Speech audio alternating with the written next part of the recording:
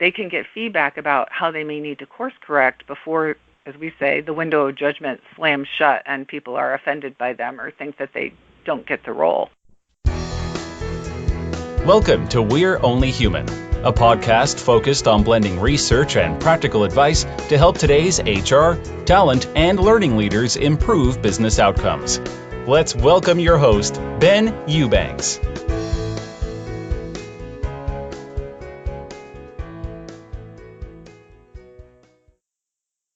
Hey everyone, this is Ben Eubanks and welcome to We Are Only Human. I'm so glad to have you here. It's going to be a great show today. A couple of housekeeping things really quick. One thing is, it occurred to me that I talk about research a lot. I talk about it, but I don't actually tell you about the actual research. So when I talk about it, I'm going to start dropping in little notes and bits and pieces from our research on a regular basis here at the beginning of some of these episodes so you can keep in touch with some of the big picture things that we're seeing. For example, let me give you a couple quick pieces from our new compensation study. So we did a research on compensation technology and how employers are using it, what they like, what they don't like. And what's interesting is we actually broke the data out by high-performing companies and low-performing companies. In our research, high-performing employers are the ones that have better employee retention, employee engagement, and higher revenue than their peers. And so those are high-performing employers. And when we break the data out, we always find interesting things. And so in our research, this study specifically, we found that high performers are more likely to use dedicated compensation technology, not just Excel. They're also more likely to use multiple sources of data to build out their market pricing, not just one thing they found on the internet, but multiple sources to try to get the best, most accurate price.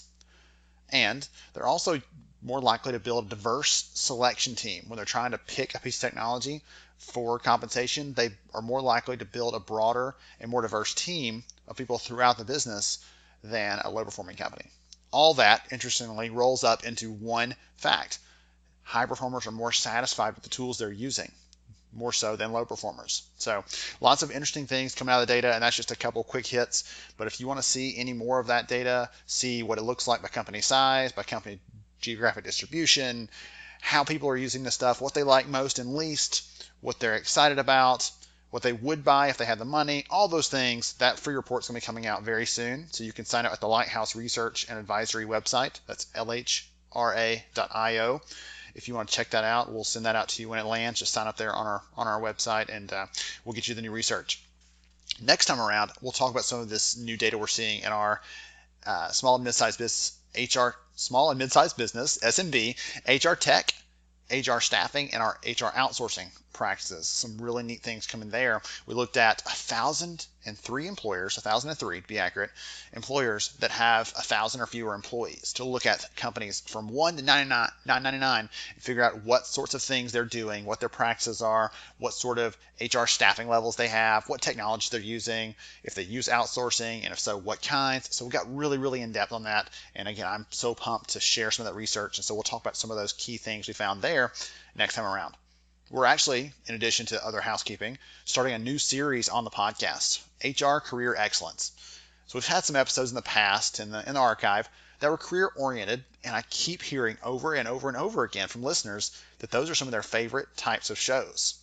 We heard from, so many good speakers, so many good people that are in the profession, that have moved up to other levels, so many people that have really interesting stories around their careers. And so we're going to keep a recurring spotlight on this topic for at least once a month, to not only give us more information about new research, market trends, best practices, the kind of things you expect from We're Only Human, but also how to improve ourselves as leaders, and especially leaders within kind of the HR function. So today's topic is actually kind of a hybrid on that, but I wanted to let you know if there's ever a topic that you want to see on the podcast, I guess technically you're going to hear it on the podcast, not see it, but if there's a topic you want, either in this career series or just overall, like, hey, I want to know more about this kind of technology or that kind of trend. Is this thing really happening, or is it just a fad? What are these companies doing? I want to hear more case studies. Whatever kinds of things you want to hear, shoot me a note. I'm on Twitter. I'm on LinkedIn. Ben Eubanks, very easy to find. Shoot me a note, and we'll get that into our editorial calendar so we can make sure we're delivering the stuff that you are looking for to help make you better, make you more informed, and hopefully to entertain you a little bit here and there as well. So, as I mentioned a minute ago, today's show is kind of a hybrid of some of these things.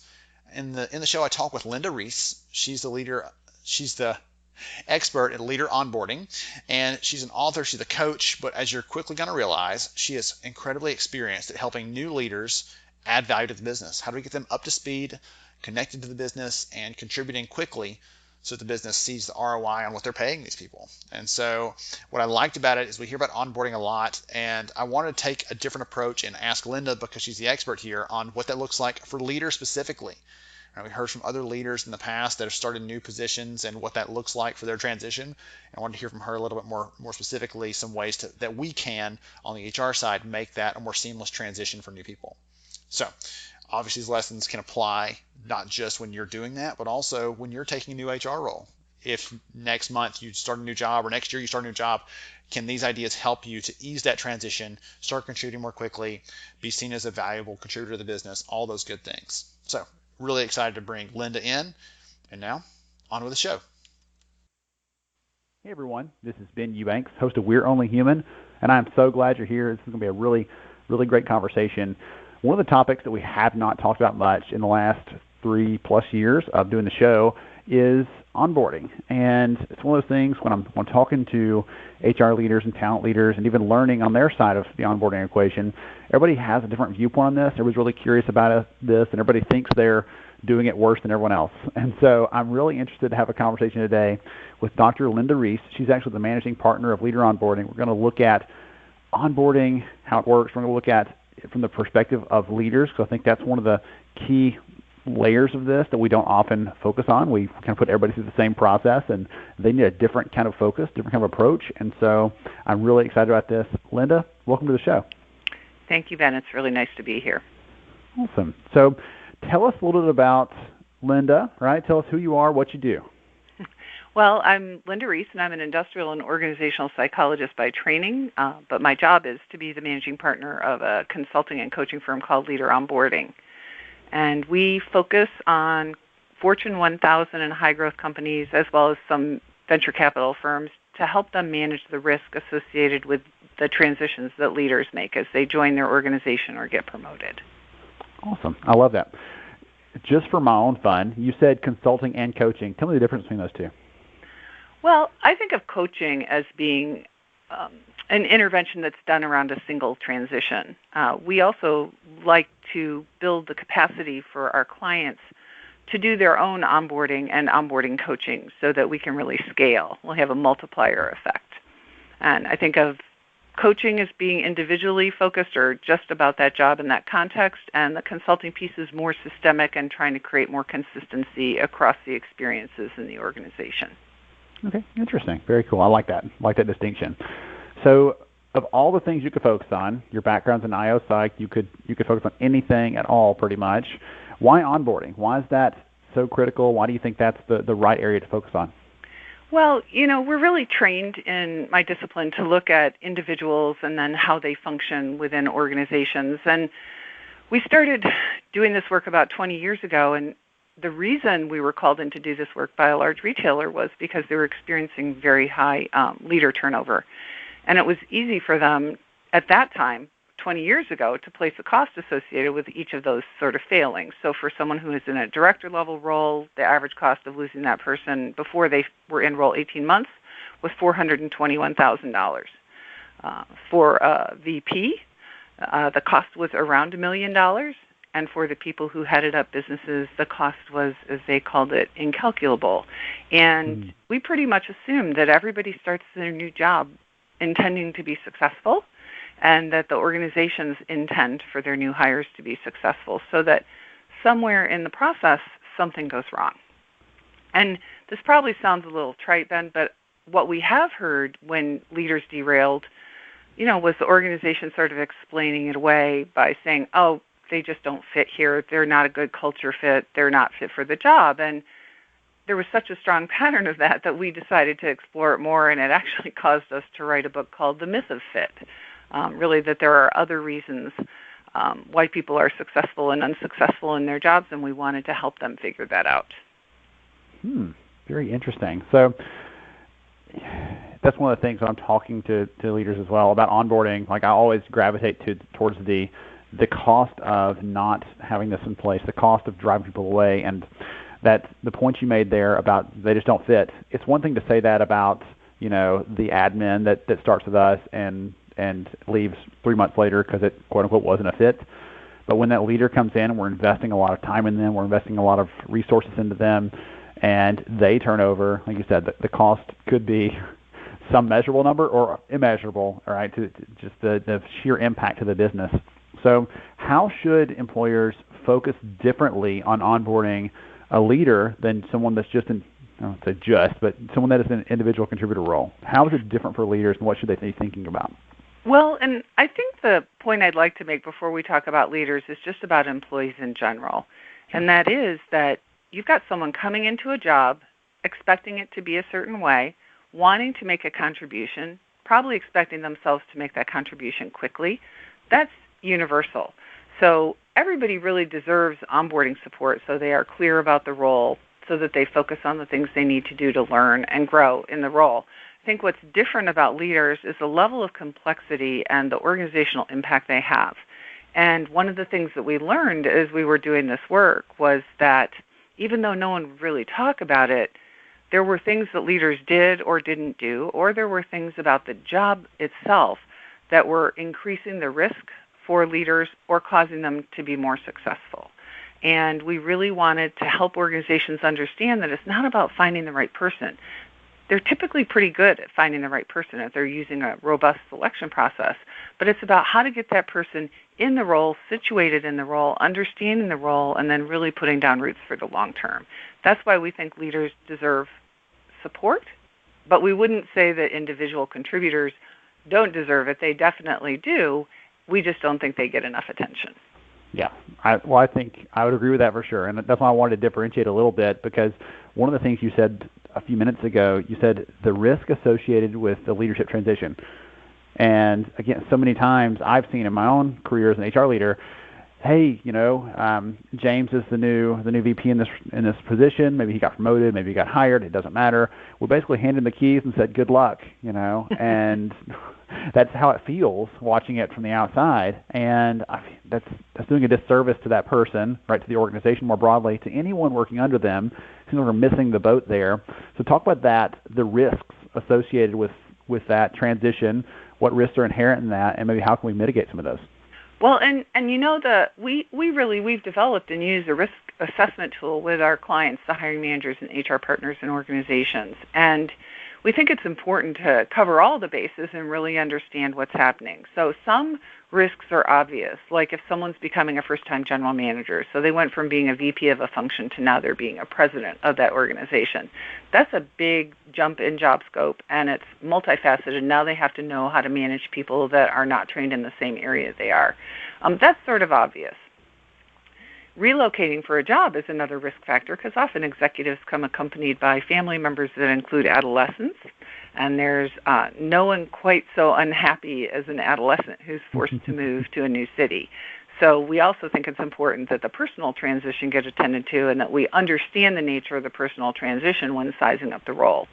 And I think another example of a risk factor that we find to be very powerful is the presence of someone who's unhappy that the leader is in the role. And we call that person a rival, not because we believe in, office politics and all that stuff, but because if someone wasn't considered for the role or was considered and didn't get it, they carry around negative emotions that affect their behavior towards that new leader, and they affect relationship building, they affect knowledge exchange, they affect the extent to which the leader is going to get feedback and be supported. So we like to size up the risk factors, and with one client, there's about 20 risk factors. One client decided that if a leader had 6 or more of the 20 risk factors present, that they needed full coaching support, and that sort of became the process that we've evolved over the years and used to this day to figure out what kind of support leaders get based on the risk factors that are present. That's really interesting. So if you have very few, right, maybe it's an internal transition and you didn't have a lot of rivals or whatever the factors might be, but there's very few issues potentially there, they can get a little more of a stock approach, whereas someone that has a high number of those gets really personal, really tailored support. Going back to the definition you gave for coaching earlier, right? That person is getting, not to be condescending, but they're getting their hand held through this transition so that they can be successful. Yeah. And I think if you think of it sort of like in an emergency room when they triage the patient when they come in, there are some people who have a sprain and there are some people who have compound fractures, and you treat those folks differently. They're all in pain, but you want to give them different levels of support and assessment. And I do think one thing just quickly mention, which is internal transitions are not quite as easy as people think they are. I just want to say that out loud, because when someone moves inside an organization, let's say they're even staying in the same business unit, but they're being promoted. Now they're managing former peers. They're expected to hit the ground running and know how to do their job from day one. They don't get a window of judgment. They don't get an amount of time before the organization makes a decision about whether this was a right promotion or not. They're pretty much in the job full time the day they start. And so, what we do recommend, we really believe that there are not enough of us to go around. We feel like we have a personal mission to help people be more effective in their jobs and to help organizations be more effective in supporting the people who are doing the jobs. But there's, not enough of us to go around to serve every organization that exists. So what we really like to do is build internal capacity to deliver onboarding support in certain ways. And when you talked about different levels of support and different levels of complexity, we have a tool we use called Level Set Early Feedback that can be used pretty generically for any leader who transitions into a new role. And it helps them really early in their transition, Ben, understand how effectively they're navigating and more about the context. And so they can get feedback about how they may need to course correct before, as we say, the window of judgment slams shut and people are offended by them or think that they don't get the role. So that's a fairly light touch, and we have qualified quite a few organizations and HR and OD people in those organizations to deliver Level Set internally. And we have an external hire and internal move version of Level Set because we think that it's different.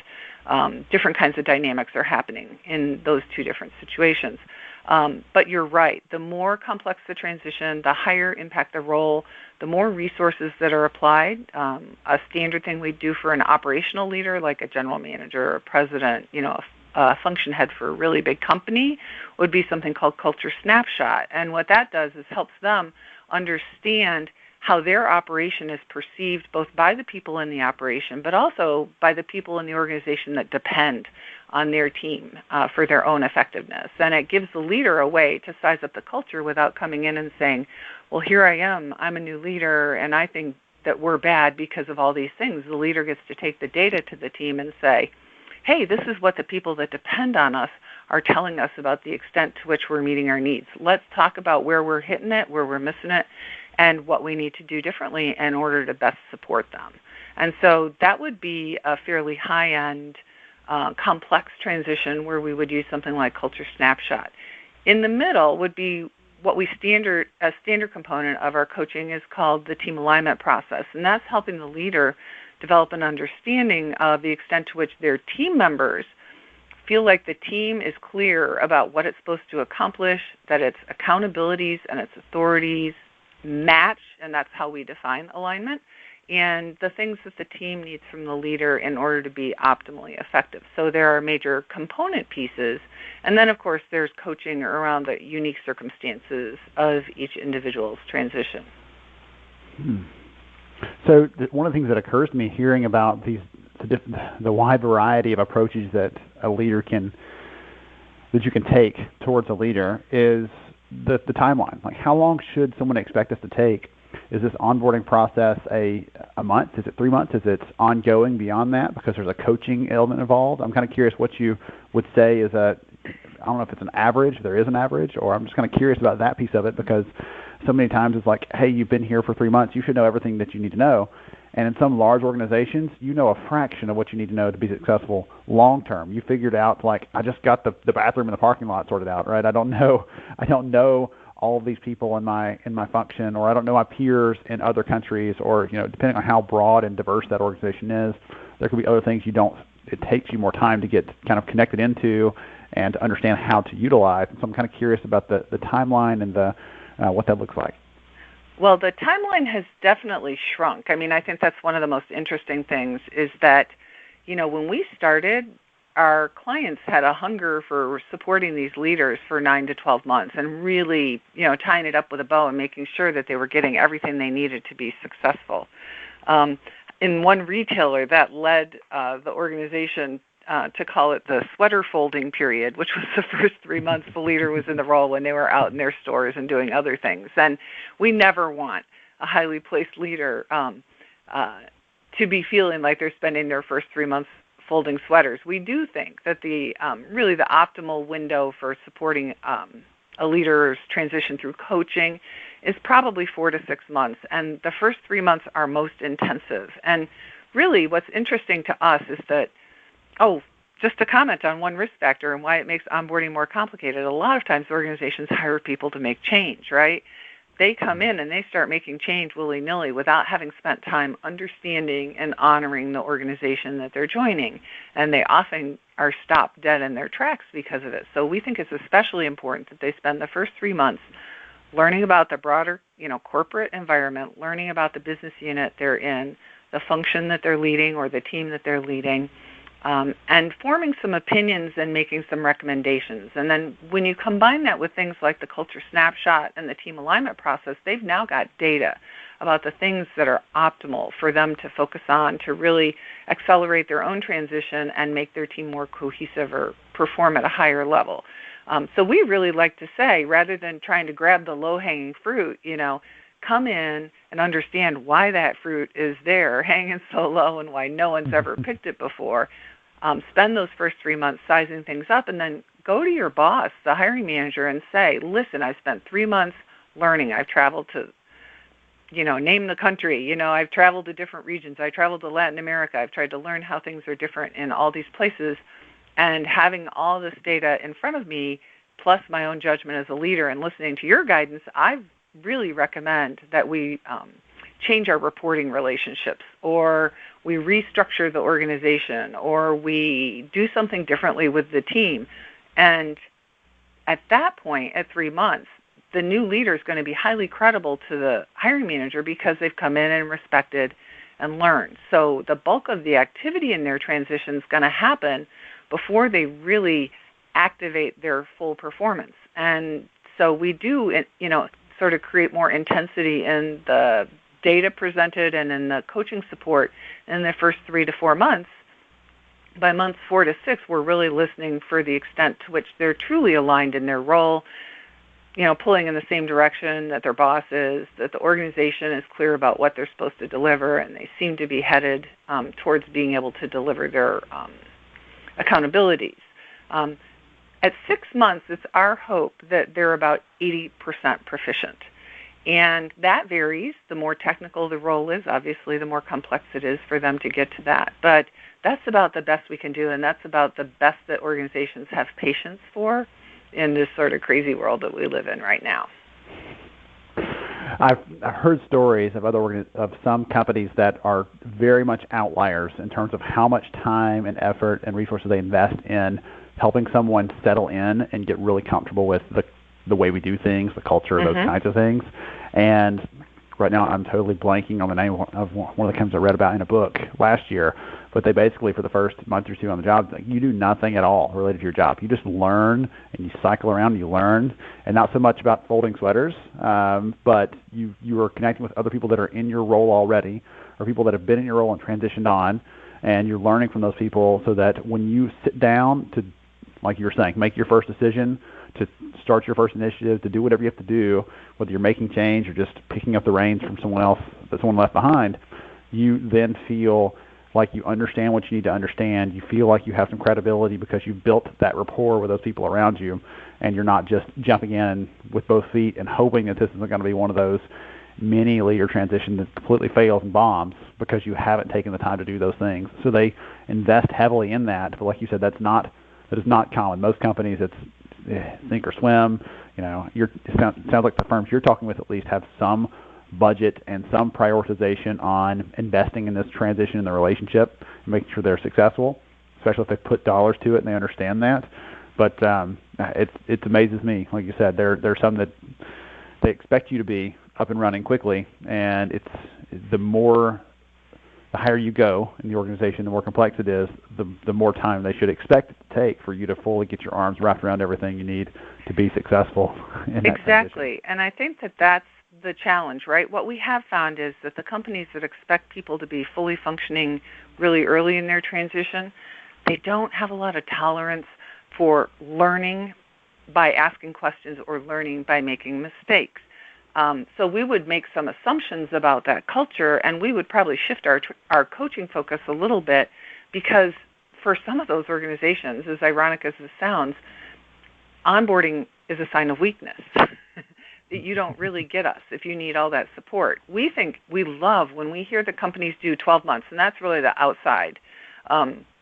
We love hearing that because they tend to be really good at talent management. That's the other thing I would mention, is that we think that onboarding is sort of like the intersection of organizational development and talent management, because it's about really making sure that someone is seated well in their role and experiencing that role in the organization in a way that's going to make them a leader who's a high potential for the future. And it is a big investment for organizations to provide this kind of support. Another thing that's interesting to me is that sometimes the reason we get the first client within a certain company is because that company's in a lot of pain.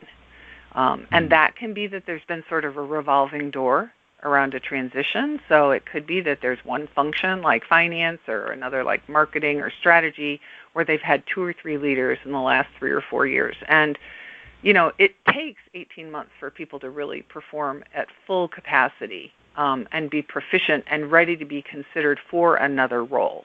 And if you're not going to give people the time to transition, you have to wonder how they're really feeding their talent pipeline, because these leaders, they're so high impact. They make or break the future of the organizations that they join. So when an organization's in pain, we don't smile. We don't want anybody to be in pain, but we appreciate that they recognize they're in pain. They understand that the pain is coming from the need for someone to be successful in the role, and then they're really willing to sit down and talk about where they need to get with this leader and how we can get there together. I don't know why my brain went to this, but you were saying a minute ago that some companies see this new leader stepping into the role and asking a lot of questions and being generally curious. In some of our research, we've looked at automation and human skills, and one of the skills we focus on is curiosity, right? Asking a lot of questions and just being genuinely curious about things. We're all naturally curious, but we stop asking as many questions as we get older. So those people that do sort of stick out in our minds, like that person asked a lot of questions, and they're always very curious. And it, for some reason, my mind took me over to, like, if someone's investigating a crash site, they're going to ask a lot of questions. And in some cases, I'm sure you could tell lots of crazy stories, but some of the situations these leaders are stepping into are just as bad. It's a crash, right? Something bad has happened. They're coming in to try to clean up the mess and everything else, and they have to ask a lot of questions in order to be effective. If they don't, I don't remember there's a quote out there, basically, you can tell people do what you want, but that only works for a limited amount of time. You can only be just hard charging for a while before you burn people out and you start pushing them away. Whereas you come in and you approach it from the perspective of, I'm curious how I can help, how we can be better, how I can support you. Taking that approach is going to lead to slower but longer-term sticky results. And that's just the first thing that popped in my head when you were talking about that. Well, and that's a really good point. And we think humility is super important to effective onboarding, regardless of the company. And there's a book we really like called Humble Leadership. And it's about coming in and sizing up a situation and really resisting the temptation, even if it's a bloody mess, right? Even if the crash has been, had fatalities organizationally, to come in and be gentle about how you ask the questions and be respectful about how you ask the questions and ask them in a way that causes other people to do thinking and bring forward some of the potential solutions. That takes the onus off the new leader for being the author of the solutions, because they can be kept at arm's length. If the organization embraces the transition and the leader engages with their colleagues in a way that's really respectful and humble, we tend to see very favorable outcomes from a relationship building perspective. And that's one point I think I'd like to just focus on for a moment, is that a lot of times organizations will schedule meet and greets as part of the onboarding process. We think it's a fantastic opportunity, Ben, for new leaders to not only meet people but to gain insight on their own operations. So during that time when they're meeting new people, they should have a couple of objectives. And one should be to get a sense of the history between the two functions that they represent and the needs that the other function has of them and the extent to which their own operation has met those needs over time. Another purpose, and this actually feeds into it, is to see this not just as a chance to say hello, but it's a chance to say, you're important to me. This is great foundational knowledge. Can I check back with you in a month, maybe buy you lunch and pick your brain about, the further questions that I know I'm going to have about this? And the idea is that these meet and greets truly become the basis for long-term relationships. And we believe there's really three things that are essential for any successful transition. And that is that you build relationships, you gain knowledge, and you receive and act upon feedback. And if you think about that, the way you're going to gain knowledge and receive and act upon feedback is through other human beings and, having relationships with them. So, where we see leaders coming in with solutions or preconceived ideas or not being humble enough and asking questions and being too diagnostic, we tend to see the relationships sort of fail to form. And when that's the case, the leader's especially at risk because they need people to give them information, but they also need support. They need people who will say, I endorse that person because they've gone around and asked the right questions. So going back to curiosity, I think you always need to beware of the organizations that think curiosity is a sign of weakness or a sign of overstepping one's bounds. But that's something that I think that candidates can also identify during the selection process as well. If they're pretty curious in the selection process and they feel shut down by that, they should be paying attention to how that feels and how likely it is that the organization is going to treat them that way when they become an employee. Interesting. Oh, I love that. I love it. Okay. Whew, goodness. I'm taking a ton of notes over here. I'm loving this conversation. This has been so cool. Let's see. The last question I had for you is, we've talked about some really interesting facets of this process, right? Different practices, all around the problem for sure. We've really defined that pretty well. What piece of practical advice would you give to employers that are trying to improve their leader onboarding practices? What thing can they take away from this conversation, or things that could help them to make an impact? Hopefully, this month, this week, something that they can go for. Well, I think the most important thing to know is what is it that they hope to gain by having stronger onboarding practices. And we would say it's, obtaining the right talent, getting them embedded well, ramping them up quickly, supporting them, and making a difference in their roles. And so, it starts with the right talent. I think that onboarding really starts in the selection process. And, you're telling the candidate a lot about the organization. At the same time, they're telling you a lot about themselves. And it's so important to be straightforward about what the role is, what it entails. If there's some bloody, dirty work that the new leader is going to have to do 2 months into the job and it's really important to sort of preview that to the leader before, hiring them. We, in IO psychology, we talk about the value of a realistic job preview. And the risk of a realistic job preview is that you will scare away some candidates, but those tend to be people who do not feel confident about their ability to handle the mess or are not intrigued. A lot of times when you give a realistic job preview and you're transparent about the challenges that the new leader might face in the job, it activates their curiosity factor, right? And they love the idea of solving a puzzle. So, if there's a discrepancy between what they thought they were getting and what they end up with, they're going to have really breached trust between the organization and the leader, and that is a bad place to start. So I think, first of all, be honest about what the job is.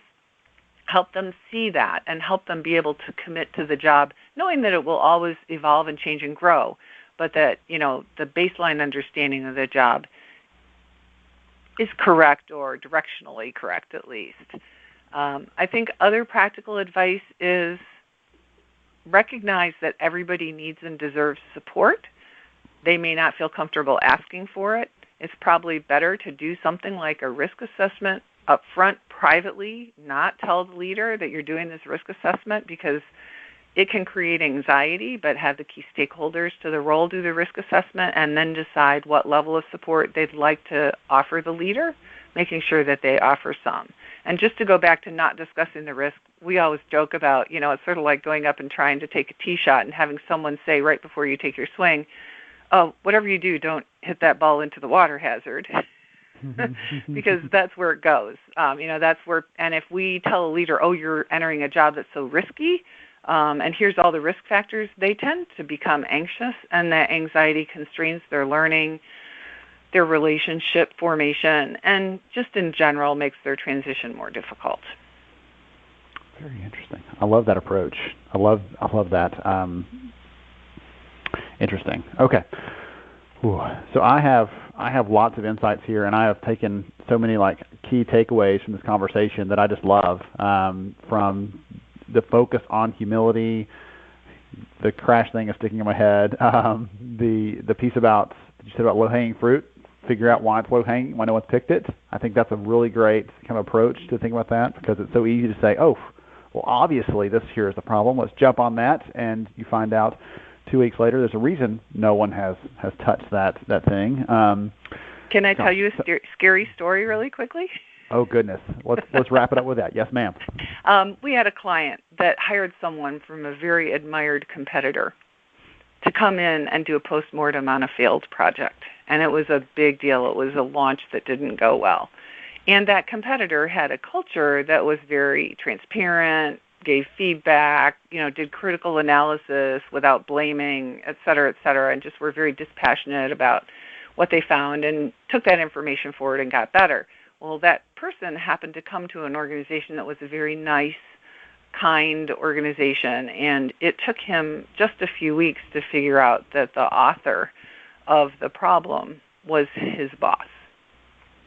And because he did not pay attention to the differences between the organizations, he behaved as if he was at his old company and made that known publicly. And by the time we met him, he was sitting in a cubicle, a very large cubicle, but a senior level leader in a large cubicle in the mid-level floor of a high-rise organization. So he was sort of locked away somewhere with no one to talk to.